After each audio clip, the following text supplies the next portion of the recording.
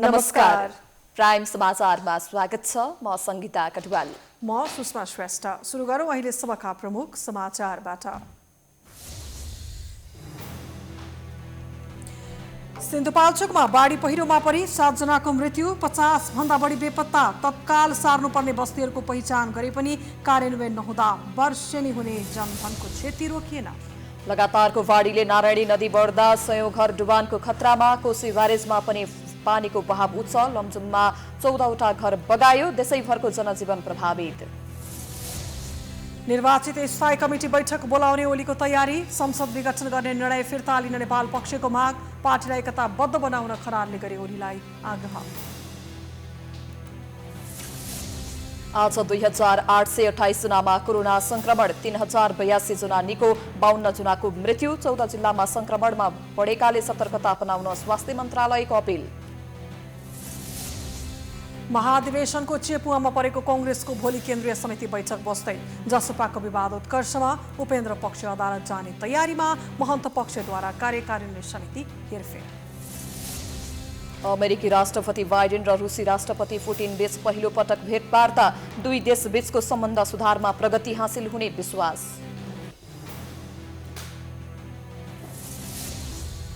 र युरोकप फुटबलमा आज विभिन्न 3वटा खेल हुँदै। पहिलो खेलमा फिनल्यान्ड र रुस भिड्दै। वेल्स र टर्की तथा इटली र स्विजरल्यान्डको खेल पनि आजै।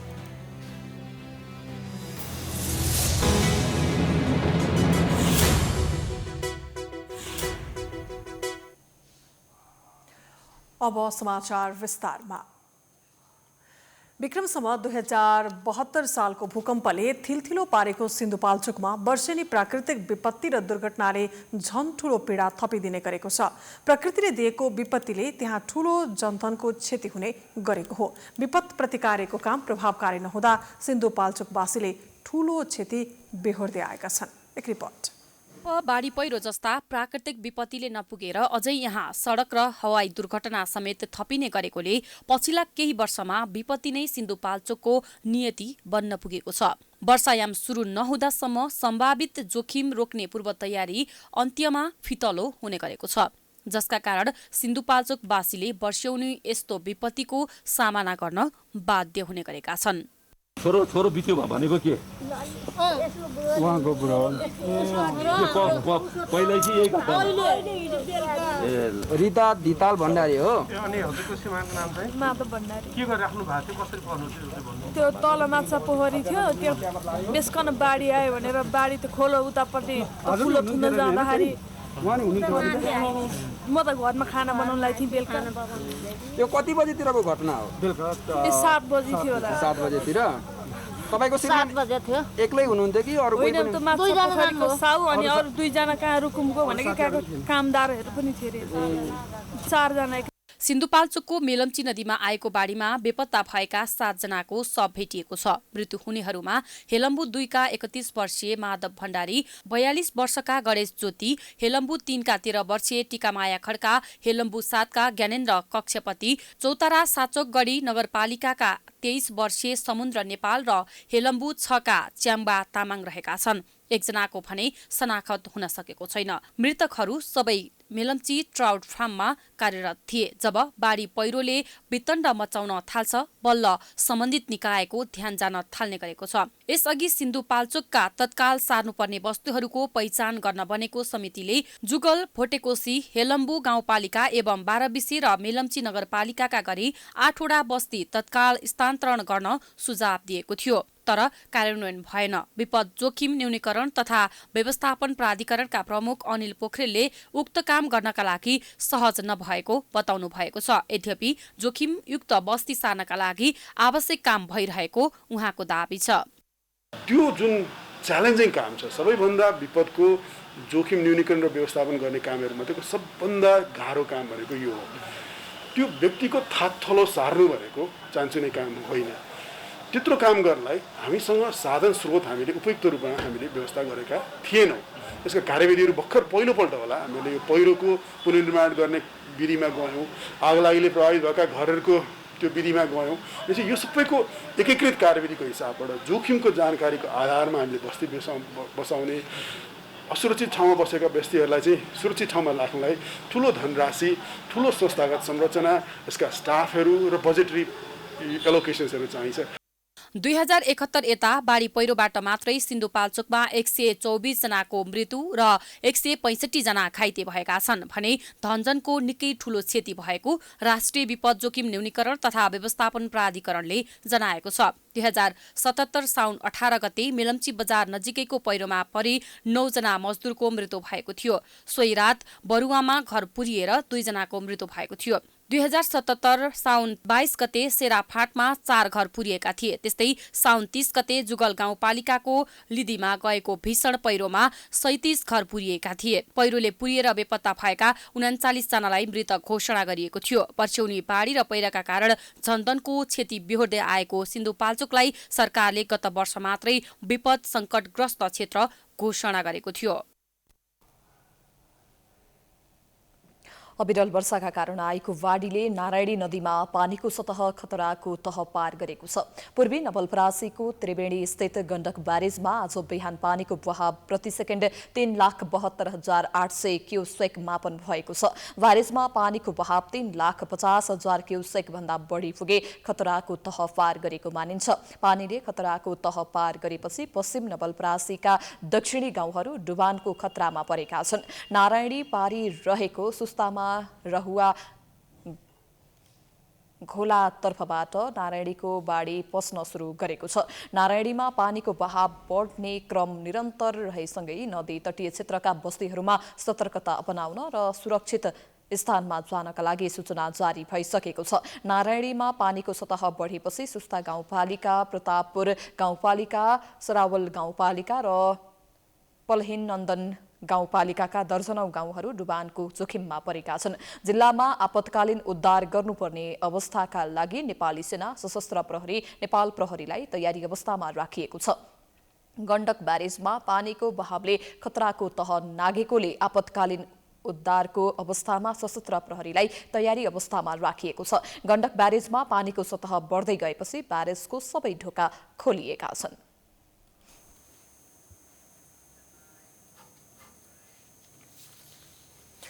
लगातार परेको पानीले बाढीको तह बढेपछि कोशी ब्यारेजको 12 ढोका खुला गरिएको छ। अहिले कोशीमा पानीको बहाव 61,145 क्युसेक रहेको सुनसरीका प्रमुख जिल्ला अधिकारी उमेश कुमार ढकालले जानकारी दिनुभयो। पानीको बहाव बढिरहेको भए पनि खतराको अवस्था नरहेको उहाँले जानकारी दिनुभएको हो। नदी किनार आसपासको क्षेत्रमा निरन्तर अवलोकन गरिरहेकाले सम्भावित खतराको सम्भावना पनि नदेखिएको उहाँले बताउनु भएको छ। अहिलेसम्म कोशीको खतराको तह भने पार गरेको छैन। सप्तकोशीमा मिसिने एक प्रमुख नदी इन्द्रावतीमा आएको भीषण बाढीले सिन्धुपाल्चोकको मेलम्ची क्षेत्र डुबारमा परेको छ भने ठूलो जनधनको क्षति भएको छ।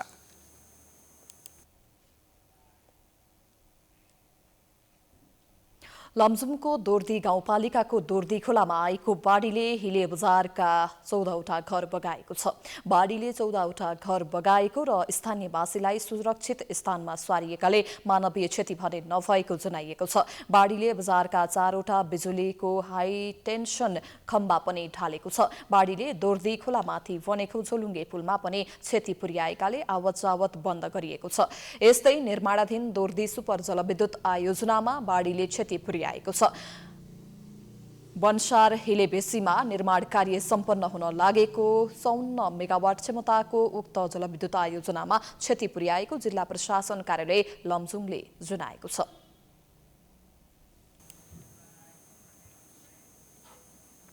सत्तारूढ नेकपा एमालेको संस्थापन पक्षले 2075 जेठ 2 के संरचना अनुसार स्थायी कमिटिको बैठक बोलाउने तयारी गरेको छ।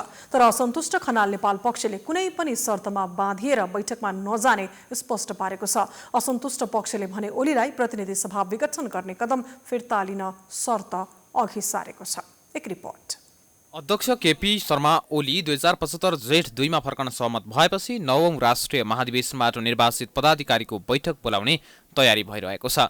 पहिलो तहका नेता संवादका लागि तयार नरहेको अवस्थामा दोस्रो तहका नेताले लिएको पहल र पछिल्लो समय प्रदेशको सत्ता समीकरणमा भएको हलचलले एमालेलाई मिल्नका लागि थप दबाव बढाएको हो। अर्कोतर्फ प्रदेश सरकारहरू पनि एमालेबाट फुत्किन सुरु भइसकेको छ। गण्डकीमा नेतृत्व नै काङ्ग्रेसको हातमा पुग्यो भने कर्णाली र प्रदेश 2 मा पनि समीकरण फेरिसकेको छ।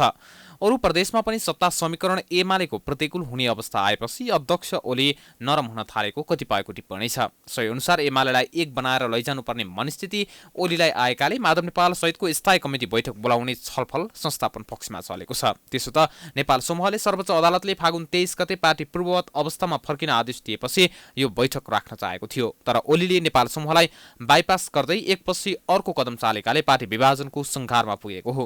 नेता नेपाल समूहको मागलाई सम्बोधन गरेर 2075 जेठ 2 मै फर्किन सहमत भएपछि त्यसमा उनीहरू आश्वस्त छैनन्। आफ्नो पार्टी नेतृत्वको सरकार बहिर्गमन गरेर काङ्ग्रेस सभापति शेरबहादुर देउवालाई प्रधानमन्त्री स्वीकार्न तयार नेता नेपाल समूहको स्पष्ट बटम लाइन छ।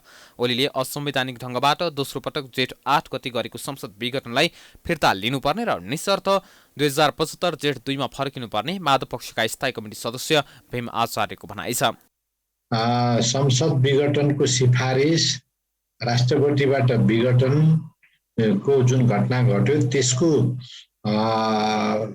परिप्रेक्ष्यमा त्यो संसद ब्युजाउनको लागि गरिएको त्यो हस्ताक्षर मुद्दा हो। यो 75 जेठ 2 गतेमा पुग्नको लागि बिना शर्त जानुपर्छ, किन यो महाधिवेशनले चुनेको एमाले हो।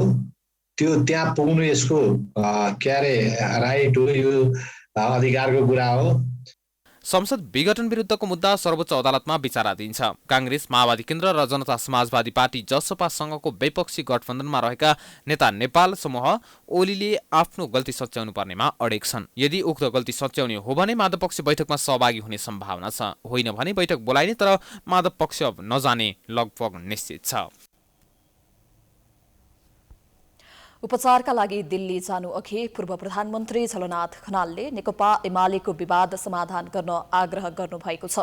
विज्ञप्ति मार्फत एकताको आह्वान गर्नुभएको खनालले टेलिफोन वार्ताका क्रममा अध्यक्ष केपी ओली र अस्पतालमै भेट्न पुग्नुभएका महासचिव ईश्वर पोखरेलसँग पार्टीलाई एकताबद्ध बनाउन आग्रह गर्नुभएको हो। उहाँको स्वास्थ्य सामान्य भए पनि विगतमा उपचार गराउँदै आउनुभएको दिल्लीको एपोलो अस्पताल लगिएको हो। एक रिपोर्ट। पूर्व प्रधानमन्त्री एवं नेकपा एमालेका वरिष्ठ नेता झलनाथ खनाललाई थप उपचारका लागि नयाँ दिल्ली लगिएको छ। नेता खनाललाई बुधबार दिउँसो 12:30 बजे दिल्ली लगिएको हो।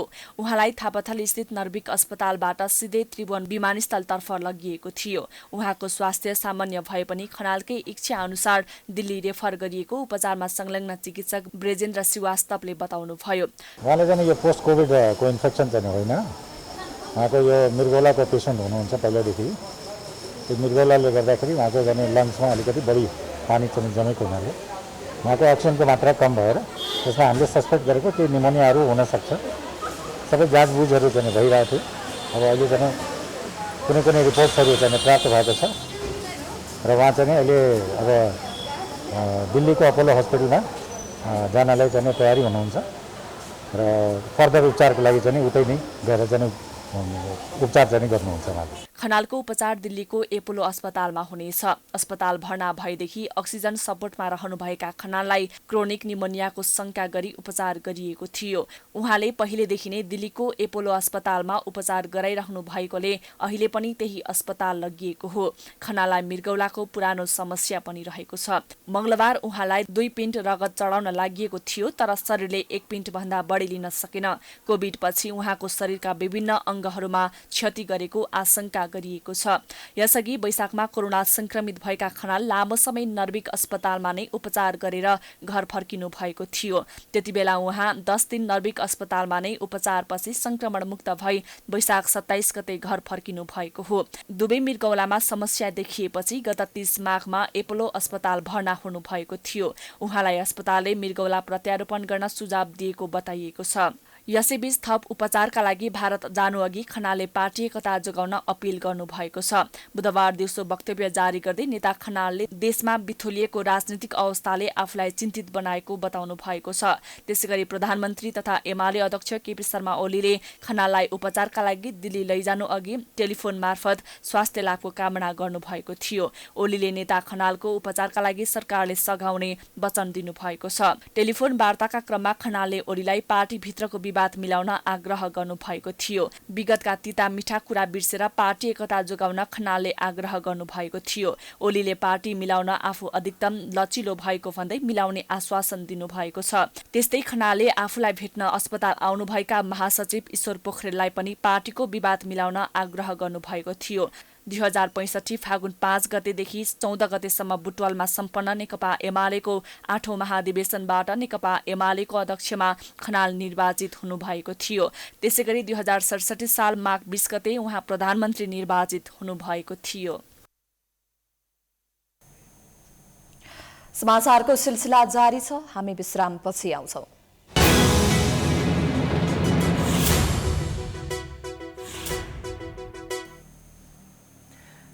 विश्रामपछि स्वागत छ। अब बाँकी समाचार। बुधबार देशभर 2828 जना व्यक्ति कोरोना संक्रमित भएका छन्। बुधबार 3082 जना संक्रमण मुक्त पनि भएका छन्। कोरोना संक्रमणकै कारण थप 52 जनाको मृत्यु भएको छ भने सक्रिय संक्रमितको संख्या 62117 रहेको छ। एक रिपोर्ट। तथा जनसङ्ख्या मन्त्रालयका अनुसार 8687 जनाको पीसीआर र 4335 जनाको एन्टिजेन परीक्षण गर्दा पीसीआर मार्फत 2014 जना र एन्टिजेन मार्फत 814 जना संक्रमित पुष्टि भएका छन्। संक्रमित मध्ये काठमाडौँ उपत्यकामा 479 जनामा कोरोना संक्रमण पुष्टि भएको छ। काठमाडौँमा 354, भक्तपुरमा 79 र ललितपुरमा 66 जनालाई संक्रमण पुष्टि भएको हो। 6,37,449 जनामा कोरोना संक्रमण पुष्टि भइसकेको छ। 89.1% कोरोना संक्रमित 20 देखि 59 वर्ष उमेर समूहका रहेको स्वास्थ्य मन्त्रालयले जनाएको छ। यसैगरी जन्मेदेखि 19 वर्ष उमेर समूहका 8.8% र 60 वर्षभन्दा माथिका 11.2% मा कोरोना संक्रमण पुष्टि भएको स्वास्थ्य मन्त्रालयका प्रवक्ता डाक्टर कृष्ण पौडेलले जानकारी दिनुभयो। सबैभन्दा बढी संक्रमित करिब 79.1% संक्रमितहरू 20 देखि 59 उमेर समूहका हुनुहुन्छ र 0 देखि 19 वर्षभित्रको जनसङ्ख्या 8.8% रहेको छ। 60 वर्षभन्दा माथिको उमेर समूहमा 11.2 जना कुल संक्रमित हुनुहुन्छ भने महिलाहरूको संख्या कुल संक्रमितको 39% छ र पुरुषहरूको 61% रहेको तथ्याङ्क छ। अहिलेसम्मका संक्रमित मध्ये 39% महिला र 61% पुरुष संक्रमित भएका छन्। 24 घण्टामा देशभर 3082 जना संक्रमित निको भएका छन्। अहिलेसम्म 5,43,521 जना संक्रमित निको भइसकेका छन्। संक्रमित निको हुने दर 88.5% रहेको छ। पछिल्लो 24 घण्टामा देशभर 52 जना संक्रमितको मृत्यु भएको छ। हालसम्म 8558 संक्रमितको मृत्यु भएको छ। मुलुकका 14 जिल्लामा कोरोना भाइरस संक्रमणमा वृद्धि भएको सरकारले जनाएको छ। मन्त्रालयका अनुसार प्रदेश 1 को उदयपुर, पाँचथर र तेह्रथुम, बागमती प्रदेशको नुवाकोट, गण्डकी प्रदेशको नवलपरासी पूर्व, लुम्बिनी प्रदेशको रोल्पा, कर्णाली प्रदेशको हुम्ला, जुम्ला, रुकुम पश्चिम र दैलेख, सुदूरपश्चिम प्रदेशको डोटी र बाजुरामा संक्रमणमा वृद्धि भएको हो। संक्रमण वृद्धि भएका जिल्लामा उच्च सतर्कता अपनाउन मन्त्रालयले अपील पनि गरेको छ। प्रदेश नम्बर 1 को उदयपुर, पाँचथर, तेह्रथुम, बागमती प्रदेशको नुवाकोट, गण्डकी प्रदेशको नवलपरासी पूर्व, लुम्बिनी प्रदेशको रोल्पा, कर्णाली प्रदेशको हुम्ला, जुम्ला, रुकुम पश्चिम, दैलेख र सुदूरपश्चिम प्रदेशको डोटी र बाजुरामा तुलनात्मक रूपमा पछिल्ला 14 दिनमा संक्रमितहरूको संख्या बढेको छ भने अन्य बाँकी जिल्लाहरूमा संक्रमण क्रमशः ओह्रालो लाग्दै गएको देखिन्छ। नेपालमा कोरोना भाइरसको सक्रिय संक्रमितको संख्या 62,117 रहेको छ, जसमध्ये 57,826 जना होम आइसोलेसनमा र 4,311 जना संस्थागत आइसोलेसनमा रहेका छन्। त्यसैगरी देशभरका कोभिड अस्पतालका आइसियुमा 902 जना र भेन्टिलेटरमा 279 जना संक्रमित उपचाररत रहेको मन्त्रालयले जनाएको छ। विकसित राजनीतिक घटनाक्रमका कारण नेपाली कांग्रेसले एकचोटि चुनौती र अवसरको सामना गर्नुपर्ने अवस्था सिर्जना भएको छ। कांग्रेस तोकिएको मितिमा महाधिवेशन गर्नुपर्ने बाध्यात्मक अवस्था छ। अर्कोतर्फ सरकारको नेतृत्वका लागि पनि कांग्रेस मुद्दा लिएर सर्वोच्च अदालत पुगेको अवस्था छ। एक रिपोर्ट। नेकपा माओवादी केन्द्र, नेकपा एमालेको खनाल नेपाल समूह र जसपाको साथ लिएर केपी ओलीलाई प्रधानमन्त्रीबाट हटाउन र सभापति शेरबहादुर देउवाको नेतृत्वमा सरकार बनाउन नेपाली काङ्ग्रेसले प्रयास गरेको छ। बहुमत सांसदको हस्ताक्षरसहित सर्वोच्च अदालतमा मुद्दा दायर भएको छ। उक्त मुद्दामाथि असार 9 गतेदेखि सुनवाई हुँदैछ। अहिले नेपाली काङ्ग्रेस अदालती प्रक्रियाको पर्खाइमा रहेको छ। देशको नेतृत्व गर्ने विषय अहिले अदालतमा विचाराधीन छ। हाम्रो प्रमाण र आधार एकदमै राम्रो छ।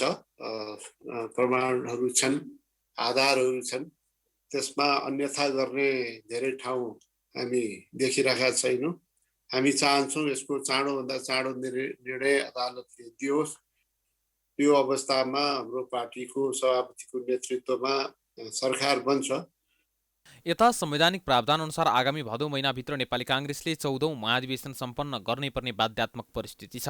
कोरोना महामारीका कारण विगतको कार्यतालिका अनुसार काम हुन नसकेको भन्दै महाधिवेशनको मिति पछिल्लो पटक 9 दिनपछि धकेलिए पनि अझै हुने नहुने अनिश्चित नै छ। पार्टीको वडादेखि नै महाधिवेशनको सुरु गर्नका लागि क्रियाशील सदस्यताको टुङ्गो लगाउनु पार्टीको पहिलो काम भए पनि अहिलेसम्म 61 जिल्लाको क्रियाशील सदस्यताको मात्र विवादरहित रूपमा टुङ्गो लागेको छ। केही जिल्लामा अझै क्रियाशील सदस्यताको विवाद कायम नै छ। तर समयमै महाधिवेशन हुने दाबी भन्ने नेपाली काङ्ग्रेसका नेताहरूले गर्दै आएका छन्। तथापि हाम्रो महाधिवेशन जहाँसम्म सवाल छ, यद्यपि यो कोरोनाको कारणले र यो बर्खाको कारणले पनि यसपालि धेरै ज्यादा यो मनसुन वर्षा हुने प्रक्षेपण छ। त्यसले गर्दा कठिनाई प्रशस्त छन्, त्यसमा दुई मत छैन।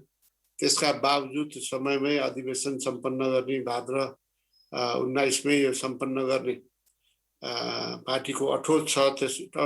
त्यस विषयमा भोलि केन्द्रीय समितिको बैठक पनि बस्छ र थप छलफल भएर एउटा निष्कर्ष पनि निस्किन्छ। काङ्ग्रेसको विधानअनुसार हरेक 4 वर्षमा महाधिवेशन हुनुपर्छ। 13औं महाधिवेशन 2072 फागुनमा भएको थियो। विधान त 2076 फागुनमै 14औं महाधिवेशन भइसक्नुपर्ने थियो। कोरोना महामारीलाई बहाना बनाउँदै काङ्ग्रेसले 1 वर्ष अवधि थपेर 77 साल फागुनभित्र महाधिवेशन गर्ने भनेको थियो। उक्त मितिमा पनि सम्भव नभएपछि 78 साल भदौ 16 देखि 19 गतेसम्म गर्ने मिति तय गरेको छ। उक्त मिति अनुमोदन गर्नका लागि बिहीबार केन्द्रीय समिति बैठक बस्दैछ। उक्त मितिमा पनि काङ्ग्रेसले महाधिवेशन गर्न सक्छ त भन्ने प्रश्न कायम नै छ। प्राइम टाइम्स टेलिभिजनका लागि प्रकाश बमको रिपोर्ट। जनता समाजवादी पार्टीको विवादमा निर्वाचन आयोगको भूमिकामाथि प्रश्न उठ्न थालेको छ। संसद नभएको अवस्थामा केन्द्रीय समितिमा बहुमतको दावी गरेको उपेन्द्र पक्षले कारबाही समेत अमान्य भएपछि आयोगको भूमिकामाथि नै प्रश्न उठेको छ। यही विषयलाई लिएर उपेन्द्र पक्ष सर्वोच्च अदालत जाने तयारीमा छ भने महन्त पक्ष अहिले आन्तरिक छलफलमा छ। एक रिपोर्ट।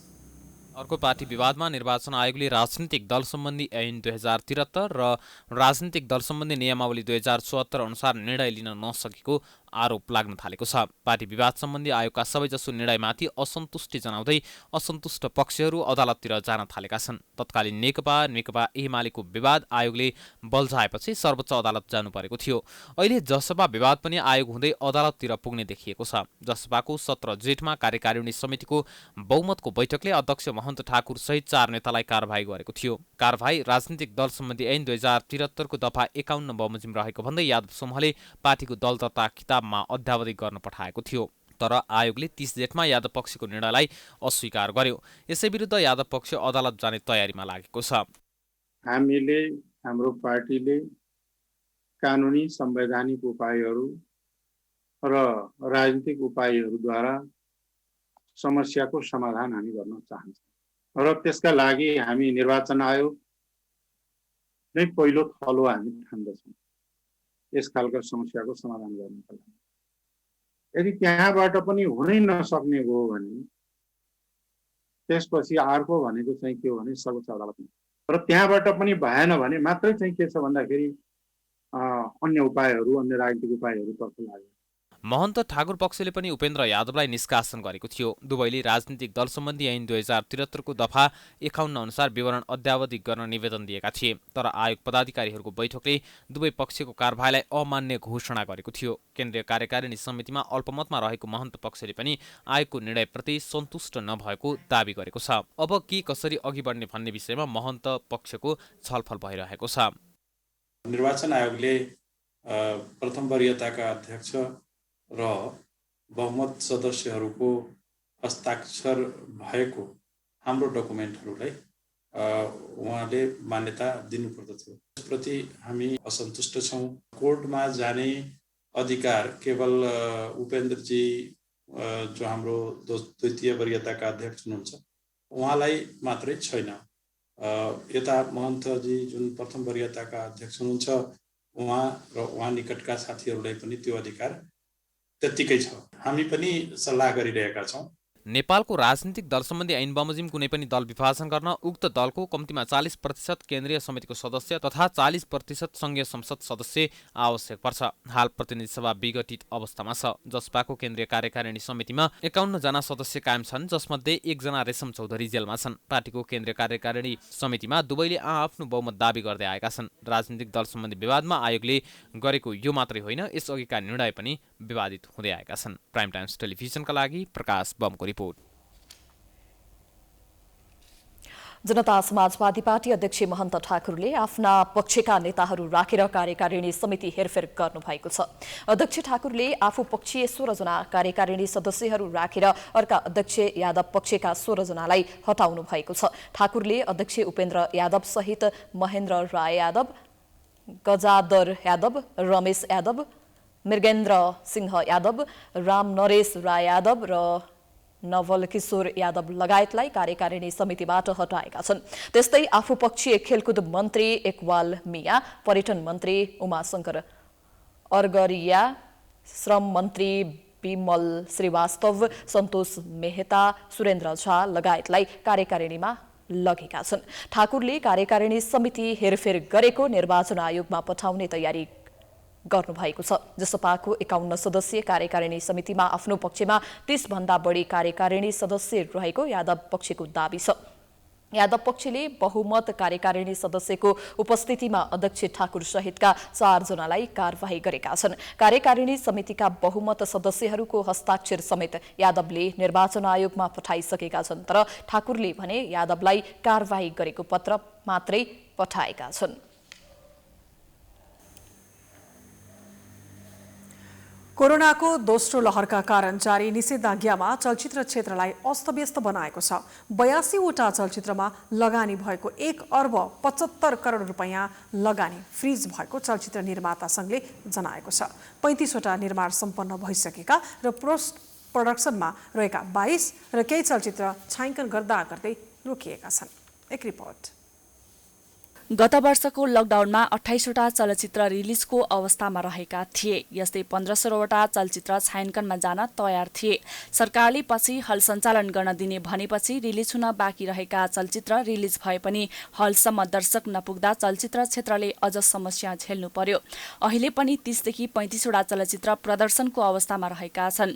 20 देखि 25 वटा चलचित्र छायाङ्कन सकेर बसेको अवस्था छ भने 10 देखि 15 वटा चलचित्र छायाङ्कनको तयारीमा रहेका छन्। चलचित्र क्षेत्रमा भएको ठूलो लगानी खेर जाने अवस्था आएकाले सरकारले सहयोग गर्नुपर्ने चलचित्र कर्मीहरूको माग रहेको छ। संकटका बेला सरकारले सहयोग गरे आफूहरूले पनि सरकारलाई सहयोग गर्न सक्ने अवस्थामा रहने चलचित्र निर्माता संघका अध्यक्ष आकाश अधिकारी बताउनुहुन्छ। 85 सिनेमाको हाराहारीमा अहिले हामीसित रोकिएर बसेको छ। यो सिनेमाको लागत भनेको झन्डै हाम्रो 1 अर्ब 75 करोडको हाराहारीको लागत निर्माण सेक्टरको छ। सिङ्गो फिल्म इन्डस्ट्री अहिले हामी चाहिँ एउटा किसिमको लगानी गरेर ब्लक भएर बसेको स्थिति छ।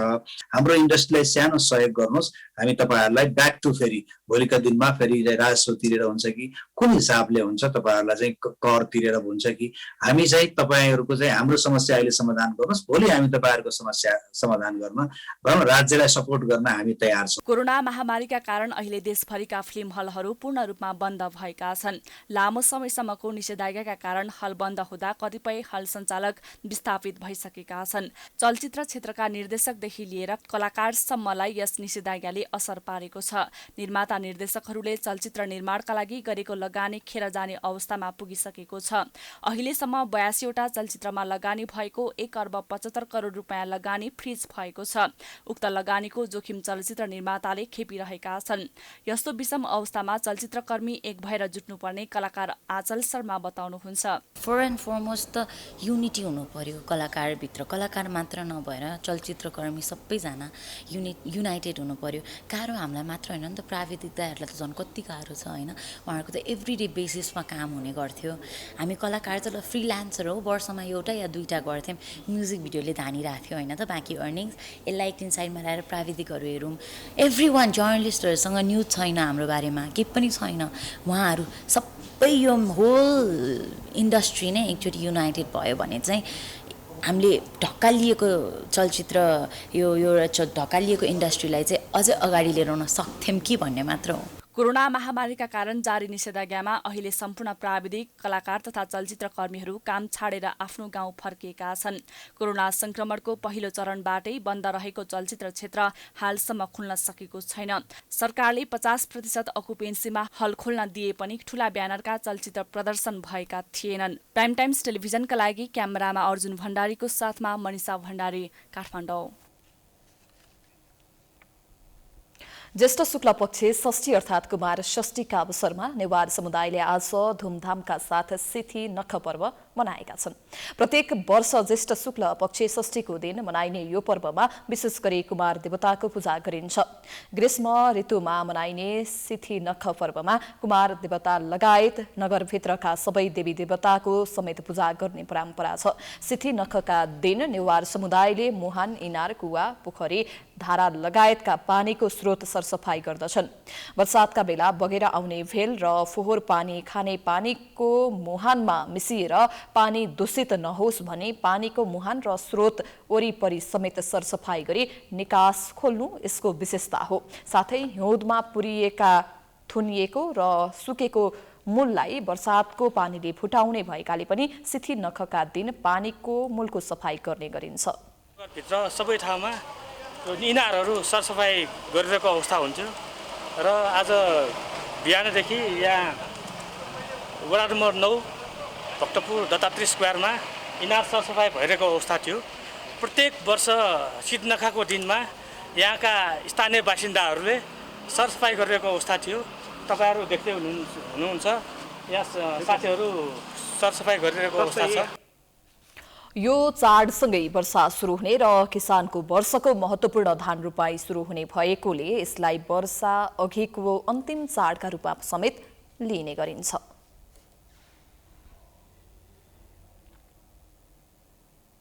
समाचारको सिलसिला जारी छ, हामी विश्रामपछि आउँछौं।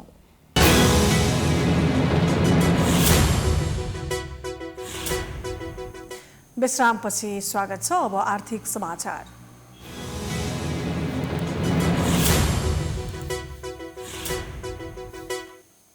देशभरका 7 प्रदेशले आगामी वर्षको बजेट सार्वजनिक गरेका छन्। 4 प्रदेशले बजेट बढाएर ल्याएका छन् भने 3 प्रदेशले बजेट घटाएका छन्। लुम्बिनी प्रदेश बाहेक 6वटै प्रदेशले संघीय सरकारले खारेज गरिसकेको सांसद विकास कोषबाट खर्च हुने पूर्वाधार विकास कार्यक्रममा बजेट छुट्याएका छन्। एक रिपोर्ट। आगामी वर्ष बजेट बढाएर ल्याउनेमा सबैभन्दा अगाडि बागमती प्रदेश छ। 3.5% आर्थिक वृद्धि दर ऋणात्मक रहेको बागमती प्रदेशको बजेट चालू वर्षको भन्दा 10%ले बढी छ। बागमती प्रदेशले 66 प्रत्यक्ष निर्वाचित प्रदेश सांसदलाई 3 करोड रुपैयाँ र बाँकी 44 सांसदलाई 1 करोड रुपैयाँ दिने गरी बजेट ल्याएको छ।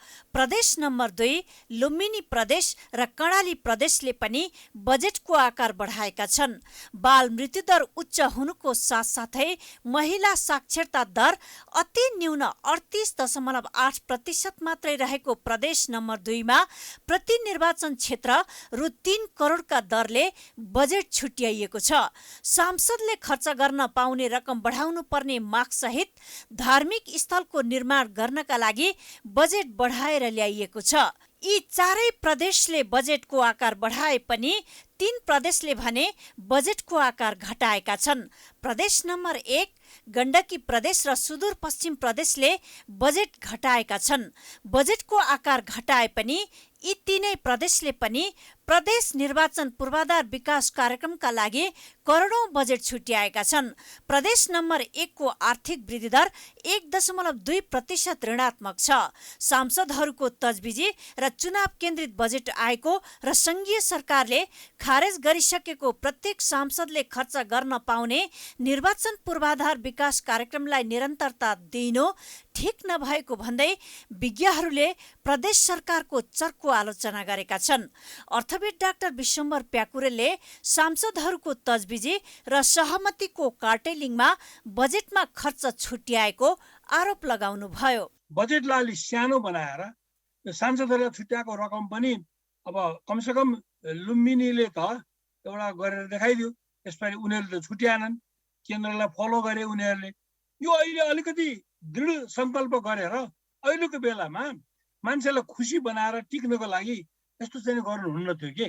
त्यसैले बजेटको आकार बढाउनु र यो सांसदको खर्च तजबिजी अनुसार खर्च गर्ने रकमलाई पनि अलिकति विथहेल्ड गर्न नसक्नु, यस्तो अनिश्चित वातावरणमा यो एज इफ यो मुलुकमा केही पनि भएको छैन, रोग व्याधि पनि छैन, राजनीतिक अस्थिरता छैन, एउटा चाहिँ बहुमतको सरकार छ भन्ने अवधारणाले लिएर आएको जस्तो देखियो, त्यो चाहिँ नि गलत हो भन्ने मात्रै मेरो भनाइ। बागमती प्रदेश र प्रदेश नम्बर 2 मा धार्मिक स्थल मठ मन्दिर बनाउनमा बढी बजेट विनियोजन भएको छ। यो समय मठ मन्दिर बनाउने भन्दा पनि जनताको रोजीरोटी र जीविकामा केन्द्रित भएर बजेट आउनुपर्ने अर्थविदहरूको भनाइ थियो। कमजोर खर्च प्रणाली, स्रोतको सही परिचालन गर्न नसकेको बेलामा प्रदेश सरकारले संघीय सरकारको नक्कल गरेर छरपष्ट किसिमले बजेट ल्याएको अर्का अर्थविद नरबहादुर थापाले गुनासो गर्नुभयो। छरपष्ट किसिमले चाहिँ कार्यक्रमहरू राख्ने हिसाब किताबले केन्द्रीय सरकारको संघीय सरकारको बजेटको नक्कल गरेको जस्तो पनि देखिन्छ। त्यसैले यो कार्यक्रमको हिसाब किताबले पनि आफ्नो आफ्नो प्रदेशलाई आवश्यक पर्ने, हुन त अहिले कोभिड महामारी छ, स्वास्थ्य क्षेत्रमा प्राथमिकता दिनुपर्ने आवश्यकता सबै प्रदेश सरकारहरूलाई छ। यसका अतिरिक्त आफ्नो प्रदेशको विकासको चाहिँ सम्भाव्यता एरिया के हुन सक्छन्, आफ्नो प्रदेशको आवश्यकता के हो, त्यसमा चाहिँ बढी केन्द्रित हुनु पर्थ्यो र संघीय सरकारको नक्कल गरेर छरपष्ट हिसाब किताबले सबै कार्यक्रमहरू चाहिँ राखिएको जस्तो मलाई लाग्छ। आगामी वर्षका लागि प्रदेश सरकारले कुल 2 खर्ब 61 अर्ब 76 करोडको बजेट ल्याएका छन्। संघीय सरकारबाट प्राप्त हुने अनुदान, राजस्व तथा रोयल्टीमै भर परेर बजेट ल्याउनुले प्रदेश सरकार कहिले आत्मनिर्भर बन्छन् होला, विज्ञहरू प्रति प्रश्न गर्छन्। प्राइम टाइम्स टेलिभिजनका लागि सीता पोखरेलको रिपोर्ट। सरकारले असार 25 गतेसम्म कर तिरिसक्नका लागि एक सूचना जारी गरेको छ। आन्तरिक राजस्व विभागले बुधबार एक सूचना जारी गर्दै कर विवरण तथा कर दाखिला गर्ने म्याद असार 25 गतेसम्मका लागि तोकेको हो। कोभिड महामारीले विभिन्न जिल्लामा लगाइएको निषेधाज्ञाका कारण कर विवरण तथा कर दाखिला गर्ने म्याद थप भएको भन्दै विभागले करदाताहरूको ध्यानाकर्षण गराएको हो। मंगलबार सर्वोच्च अदालतले सरकारले आर्थिक ऐन 2077 को दफा 19 बमोजिम सूचना जारी गरेर कर तिर्ने समय तोक्न सक्ने आदेश दिएको थियो। 2077 साल चैत्र वैशाख महिनाको मासिक तथा चैत्र वैशाख महिनाको द्विमासिक अवधिको मूल्य अभिवृद्धि कर विवरण र कर दाखिला असार 25 गतेसम्म गरिसक्नुपर्ने विभागले जनाएको छ। त्यस्तै असार 25 भित्रै 2077 चैत र 2078 साल वैशाख महिनाको बुझाउनु पर्ने अग्रिम कर कट्टी भएको रकम र त्यसको विवरण पनि बुझाउनु पर्नेछ। तोकिएकै मिति भित्रै 2077 चैत र 2078 वैशाखमा बुझाउनु पर्ने अन्तशुल्क विवरण तथा त्यस अनुसारको अन्तशुल्क दाखिला गर्नुपर्ने तोकिएको छ। 2077 चैत र 2078 वैशाख महिनाको बुझाउनु पर्ने शिक्षा सेवा शुल्क, टेलिफोन स्वामित्व शुल्क र दूरसञ्चार सेवा दस्तुर दाखिला गर्ने म्याद समेत 25 असारसम्म थप गरिएको जानकारी दिएको छ। सबै किसिमका कर दाखिला गर्न असार 25 भित्र नै तोकिएको छ।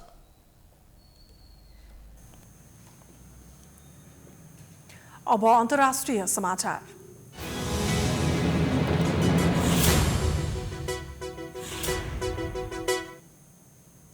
अमेरिकी राष्ट्रपति जो बाइडेन र रसियन राष्ट्रपति भ्लादिमिर पुटिन बीच पहिलो भेटवार्ता चलिरहेको छ। स्विजरल्यान्डको जेनेभामा कडा सुरक्षाका बीच भेटवार्ता भइरहेको छ। भेटअगाडि दुवै राष्ट्रपतिले भेटबाट व्यापक असहमति र कम मात्र सफलताको अपेक्षा राखेका थिए। उक्त जोडीले बुधबार जेनेभामा पत्रकारहरूको अगाडि संक्षिप्त हस्ताक्षर समेत गरेका छन्। हस्ताक्षरपछि पुटिनले बैठकबाटै केही आश गरेको बताएका थिए भने बाइडेनले पनि आम्ने सामने भेट गर्नु सधैँ राम्रो हुने प्रतिक्रिया दिएका थिए। दुवैले भनेअनुसार उनीहरूको छलफलले अझ स्थिर र पूर्व अनुमानित सम्बन्ध ल्याउनेछ। यद्यपि उनीहरू हतियार नियन्त्रण र साइबर ह्याकदेखि लिएर चुनाव हस्तक्षेप र युक्रेनसम्म सबै कुरामा विवादमा छन्। वार्ता 4 घण्टा लामो हुने आशा गरिएको छ।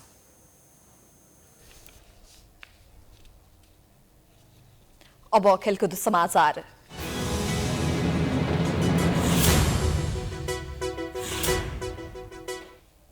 युरोपको विभिन्न 11 शहरमा आयोजना भइरहेको 16औं संस्करणको युरोकप फुटबलमा आज 3 खेलहरू हुँदैछन्। युरोकपमा आज समूह ए का 2 र समूह बी मा एउटा खेल हुँदैछ। आजको पहिलो खेलमा अहिले फिनल्यान्ड र रुस बीच प्रतिस्पर्धा भइरहेको छ। फिनल्यान्ड लगातार दोस्रो जित निकाल्ने योजनामा हुनेछ। पहिलो खेलमा फिनल्यान्डले डेनमार्कलाई 1-0 ले हराएको थियो। 3 अङ्क जोडेको फिनल्यान्ड समूहको दोस्रो स्थानमा रहेको छ। रुस भने पहिलो जित निकाल्ने योजनामा हुनेछ। पहिलो खेलमा रुस बेल्जियमसँग 3-0 गोल अन्तरले पराजित भएको थियो। दोस्रो खेलमा वेल्स र टर्की बीच प्रतिस्पर्धा हुनेछ। समूह ए को वेल्स र टर्की बीचको खेल राति 9:15 बजे सुरु हुनेछ। वेल्स पहिलो जितको खोजीमा हुनेछ। पहिलो खेलमा वेल्सले स्विजरल्यान्डसँग 1-1 गोलको बराबरी खेलेको थियो। टर्की पहिलो अङ्क जोड्न चाहन्छ। टर्कीलाई पहिलो खेलमा इटालीले 3-0 ले हराएको थियो। आज हुने तेस्रो खेलमा इटाली र स्विजरल्यान्ड बीच प्रतिस्पर्धा हुनेछ। इटाली र स्विजरल्यान्ड बीचको खेल राति 1:15 बजे सुरु हुनेछ। इटाली लगातार दोस्रो जित निकाल्ने योजनामा हुनेछ। पहिलो खेलमा इटालीले टर्कीलाई हराएको थियो। स्विजरल्यान्ड 1 अङ्क जोडेर दोस्रो स्थानमा रहेको छ। स्विजरल्यान्डले पहिलो खेलमा वेल्ससँग 1-1 गोलको बराबरी खेलेको थियो।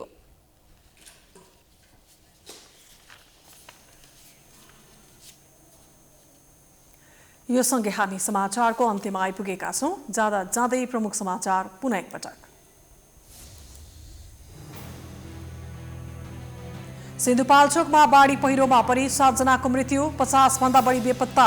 तत्काल सार्नुपर्ने बस्तीहरूको पहिचान गरे पनि कार्यान्वयन नहुँदा वर्षेनी हुने जनधनको क्षति रोकिएन।